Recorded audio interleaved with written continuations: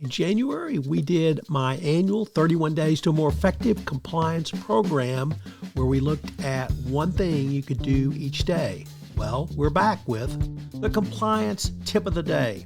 This is the podcast where we bring you daily insights and practical advice on navigating the ever-evolving landscape of compliance requirements.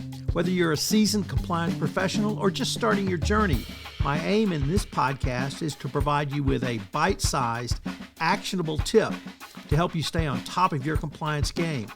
In the chaotic world of 2025 and beyond, compliance will become even more important, and you staying on top of your game will help your company move forward.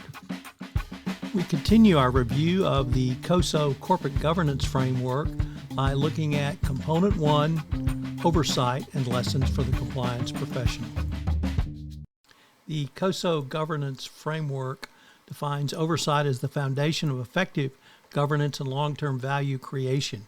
It begins with a board that is informed, independent, and proactive in directing strategy, supervising executive leadership, and maintaining organizational integrity. But what are the lessons for the compliance professional? The bottom line is that oversight defines the altitude from which the board governs and the depth to which management is held accountable. It is where compliance either has a voice or is left scrambling. The COSO oversight is shaped by legal and regulatory obligations, listing exchange standards, shareholder and stakeholder expectations, and evolving risk and strategic complexity. So what are the 5 key lessons? Number 1, structure drives behavior, support the right board composition. COSO reminds us that board structure is not simply paperwork, but is performance in waiting. Boards must have the right mix of committees, audit, compensation, nominating, governance, as well as tailored structures for emerging risks. 2, independent director and expertise matters. Your compliance and risk reports can shape how directors perceive their own effectiveness, providing clear, factual, and nuanced briefings, especially around risk appetite, incident investigations, and policy gaps. Encourage your board to adopt a skills matrix and evaluate directors on competencies related to compliance, not just finance and operations. Lesson 3, board executive relationships are a two-way street. Use your board as a bridge, or rather your role as a bridge, not a barrier between the management and board. Ensure the board has access to accurate real-time insights into investigations, emerging compliance issues, and root cause analysis. Help define and document escalation protocols. In times of crisis, ambiguity kills. Clear lines of escalation protect both the board and the business. Lesson 4, oversight extends to culture, not just numbers.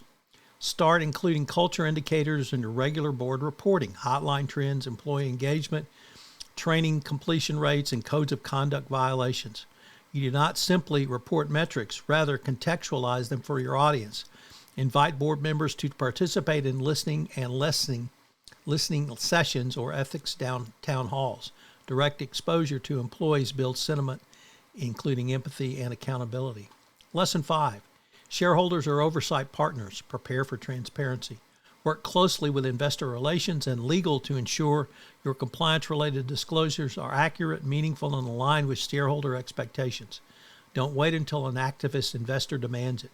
Conduct a pre-mortem with your team and board. If your activist investor challenged your compliance program, where would they strike?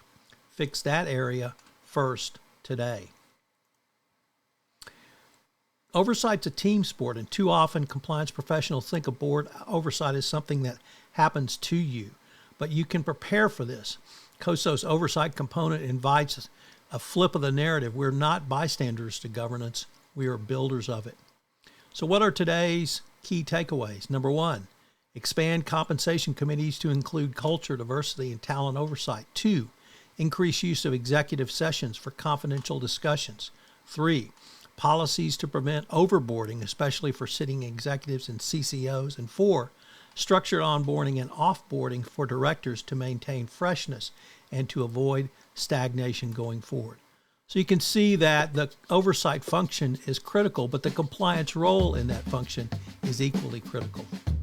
One of the things that I'm happy to do for you, the compliance profession, is if you have a question or a series of questions you would like some compliance tips on, I'm happy to take any requests that you might want, certainly anonymize them, and give you a quick tip.